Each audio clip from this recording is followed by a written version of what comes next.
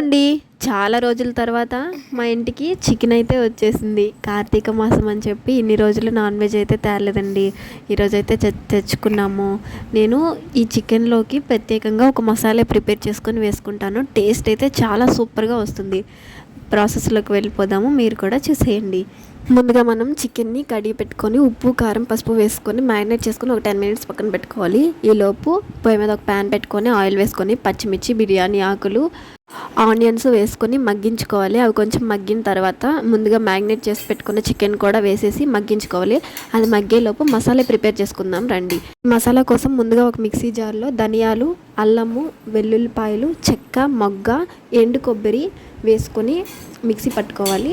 కొంచెం బరగ్గా పట్టుకుంటే బాగుంటుందన్నమాట. ఇప్పుడు చూడండి, ఇక్కడ చికెన్ కూడా మంచిగా మగ్గిపోయింది, వాటర్ అంతా ఇనికిపోయింది. ఇప్పుడు మనం ప్రిపేర్ చేసుకున్న హోమ్ మేడ్ మసాలాను కూడా వేసేసి ఒక టీ గ్లాస్ వాటర్ పోసుకొని ఒక 10 మినిట్స్ మగ్గించుకుంటే సూపర్గా ఉంటుంది.